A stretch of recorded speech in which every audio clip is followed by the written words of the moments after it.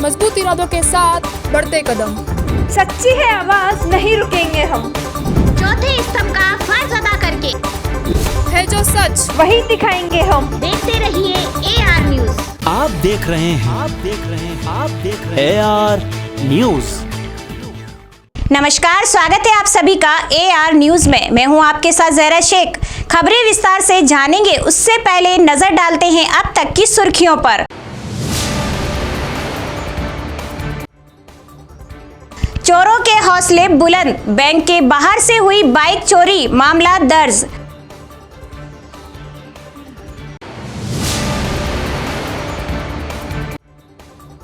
महिला बाल विकास मंत्री ममता ने कटारिया पर साधा निशाना, कहा भाजपा खुद अपने गिरेबान में झांके।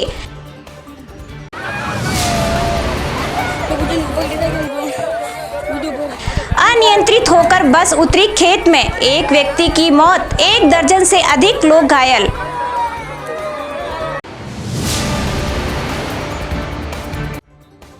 और विद्युत कर्मियों ने 2 घंटे किया कार्य का बहिष्कार, सहायक अभियंता के साथ हुई मारपीट में आरोपी को करे गिरफ्तार। अब खबरें विस्तार से। सबसे पहले बात करते हैं चोरों की। उदयपुर में आए दिन हो रही गाड़ियों की चोरी की वारदातें थमने का नाम नहीं ले रही है। दिन ब दिन लगातार चोर चोरी को अंजाम दे रहे हैं। कभी रात के समय घरों के बाहर से गाड़ी चोरी हो गई, अब हॉस्पिटल में अपने मरीजों को लेकर आए परिजनों की गाड़ियां चोरी हो रही है, तो कभी पुलिस वाले तक के साथ गाड़ी चोरी की वारदात हो रही है और यह वारदातें थमने का नाम नहीं ले रही है।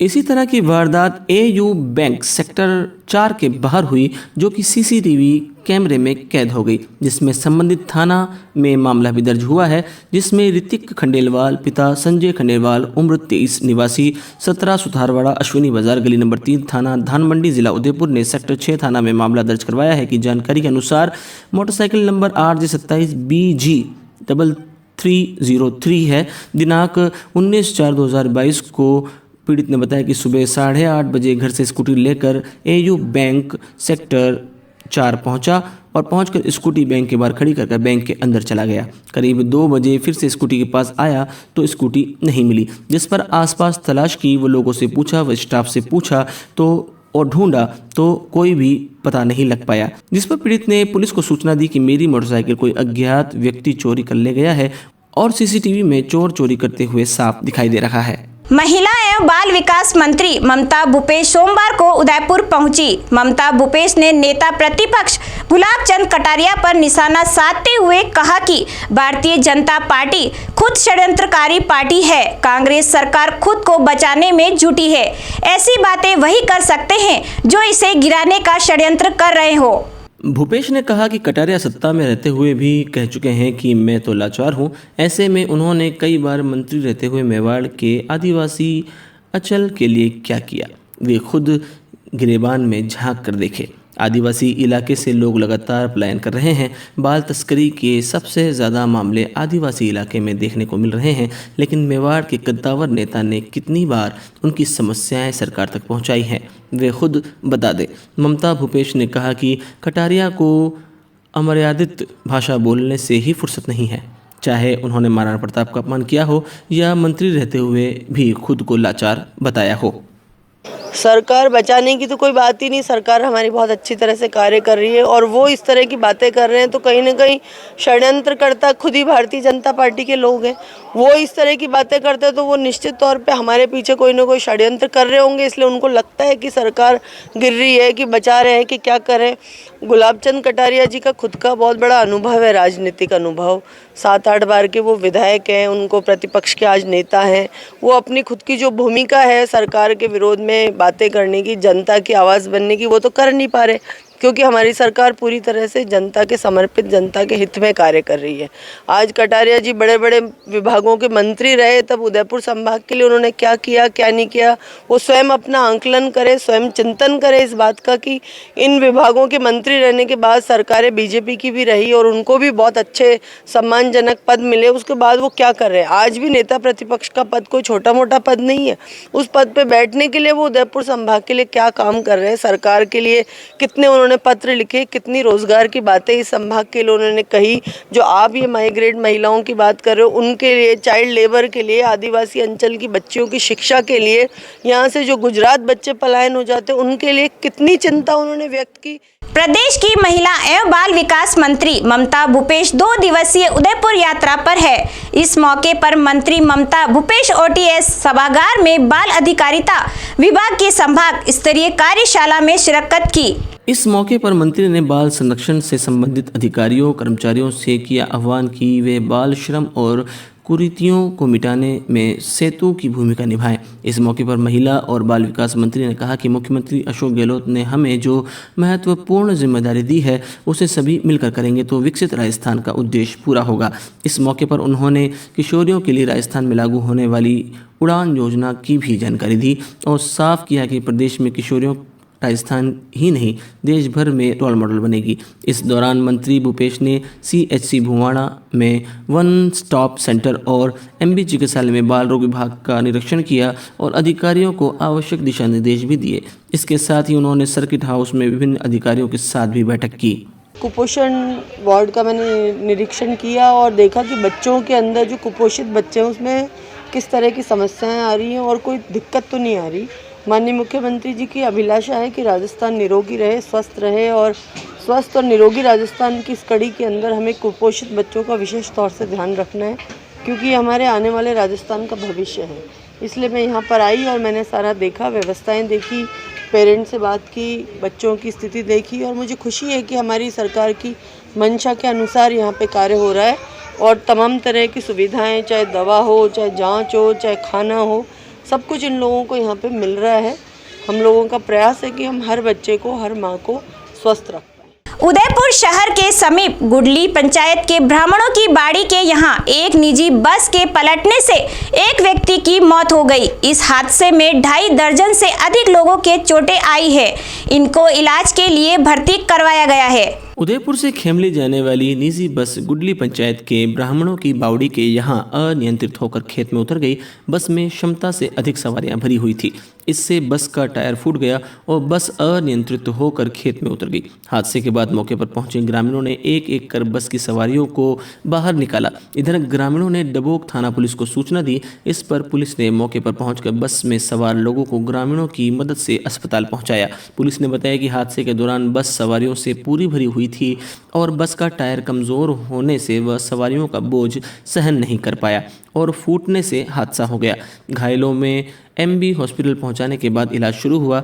इसमें 3 से 4 लोग गंभीर रूप से घायल हुए, वहीं एक व्यक्ति की मौत हो गई। 2 दर्जन लोगों को प्राथमिक उपचार के बाद छुट्टी दे दी गई। पुलिस ने बस चालक के खिलाफ मामला दर्ज कर जांच शुरू कर दी है। झालावाड़ जिले के झालरापाटन के गिंदौर में अंडरपास से पहले बना चेकिंग पास आज दोपहर बीच में से टूटकर नीचे गिर गया। गनीमत यह रही जिस समय लोहे से बना वजनी एंगल टूटकर नीचे गिरा उस समय सड़क पर से कोई वाहन नहीं गुजर रहा था, अन्यथा कोई गंभीर हादसा भी हो सकता था। बीच में से एंगल के टूटने के बाद दोनों तरफ से एंगल लटका हुआ है। हवा में झूलते हुए एंगल के बाकी के दोनों तरफ से हिस्से भी किसी भी वक्त टूटकर नीचे गिर सकते हैं। गिंदौर के नागरिकों द्वारा सूचना मिलने के बाद मौके पर पहुंची झालरापाटन पुलिस ने सार्वजनिक निर्माण विभाग की सहायक अभियंता को सूचना दी है। पुलिस ने एहतियात के तौर पर फिलहाल मौके पर 1 वे ट्रैफिक व्यवस्था लागू की है। दरअसल पिछले दिनों गिंदौर सड़क के चौड़ीकरण का कार्य हुआ था, जिसके कारण सड़क की ऊंचाई बढ़ गई। सड़क की ऊंचाई तो बढ़ गई लेकिन चेकिंग पास की ऊंचाई नहीं बढ़ाई गई, जिसके कारण ऊंचे वाहन जैसे बस, ट्रक और टकरा जाते हैं।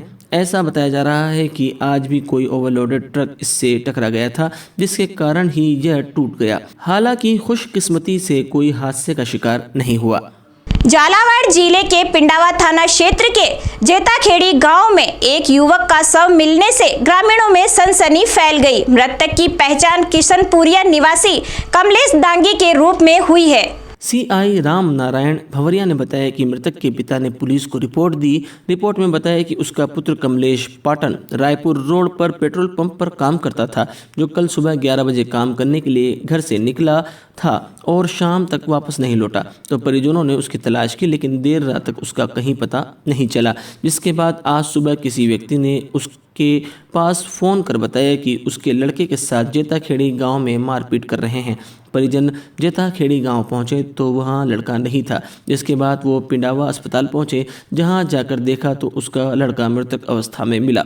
पुलिस ने शव का पोस्टमार्टम करवाकर शव परिजनों को सौंप दिया है।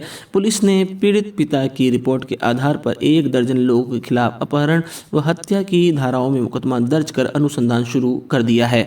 झालावाड़ डिस्कॉम कार्यालय पर आज विद्युत कर्मियों व अधिकारियों ने 2 घंटे कार्य बहिष्कार करते हुए कार्यालय के बाहर जमकर प्रदर्शन किया और धौलपुर के बाड़ी में डिस्कॉम के सहायक अभियंता के साथ हुई मारपीट और अभद्रता के मामले में आरोपी बाड़ी विधायक गिरिराज मलिंगा की गिरफ्तारी की मांग की है।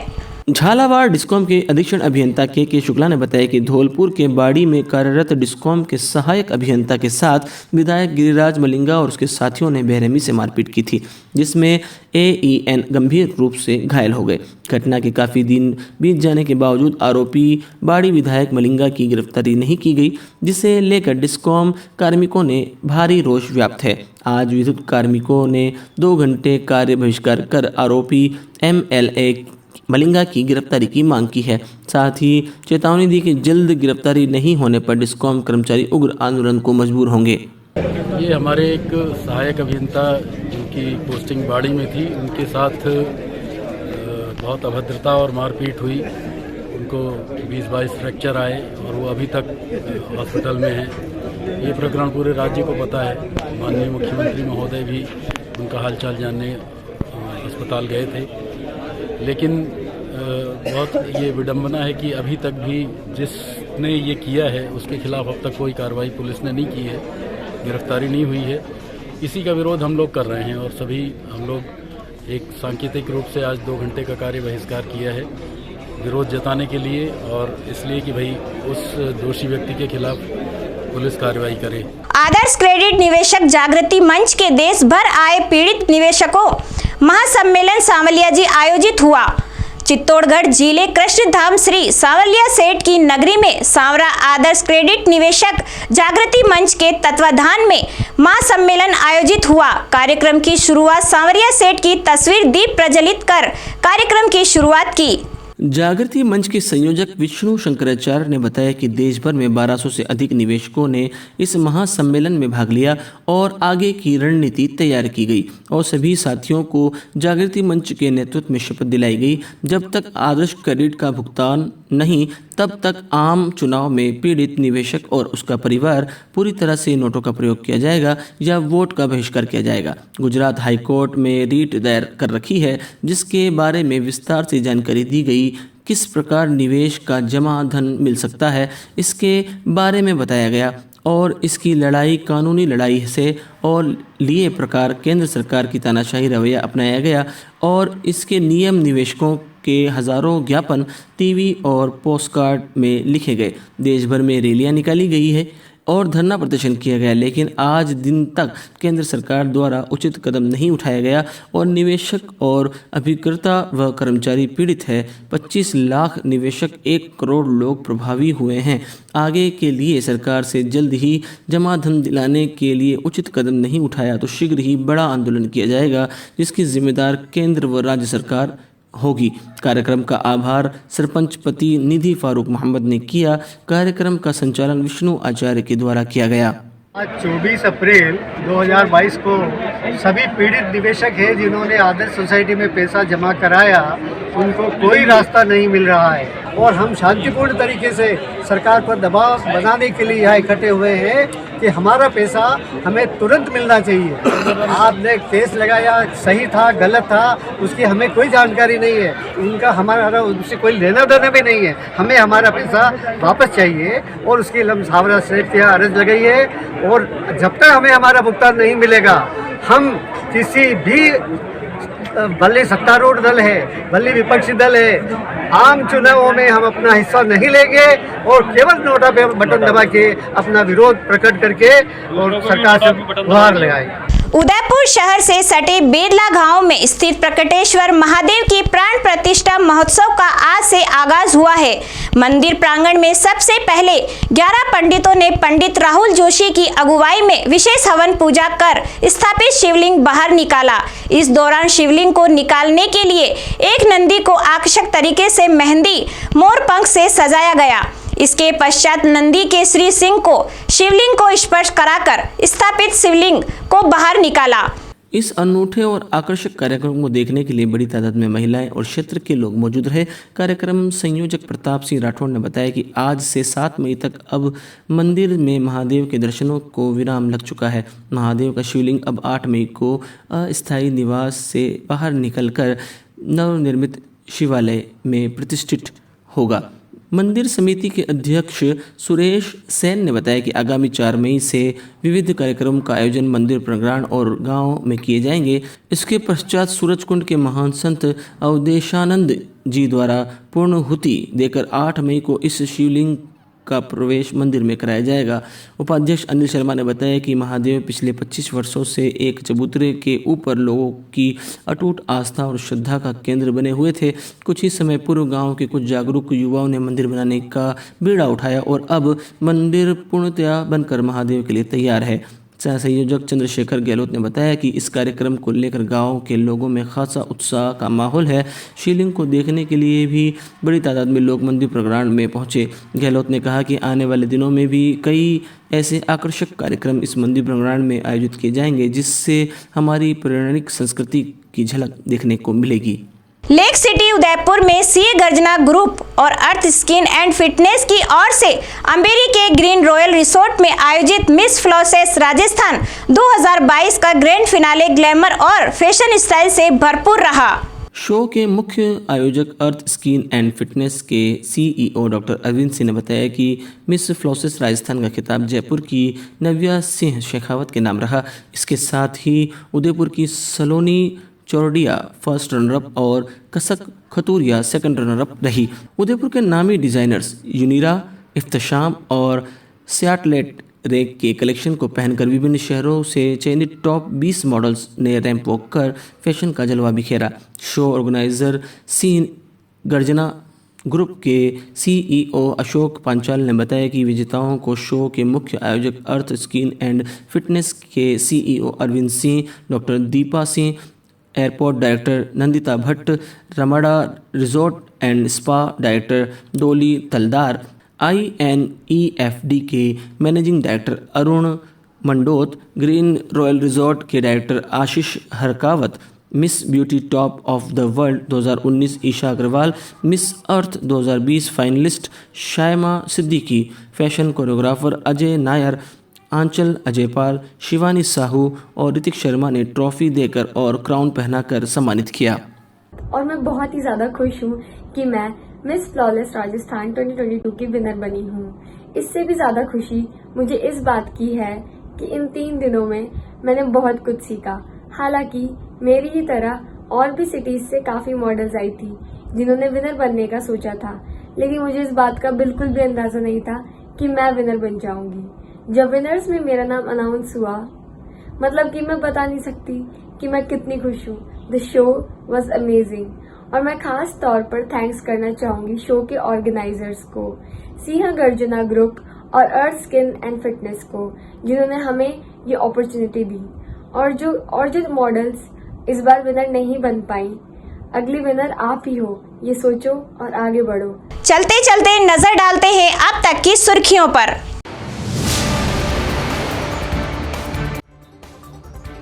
चोरों के हौसले बुलंद, बैंक के बाहर से हुई बाइक चोरी, मामला दर्ज।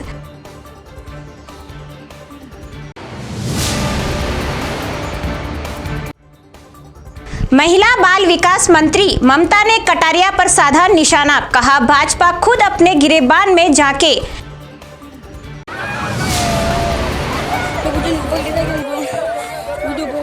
अनियंत्रित होकर बस उतरी खेत में, एक व्यक्ति की मौत, 1 दर्जन से अधिक लोग घायल।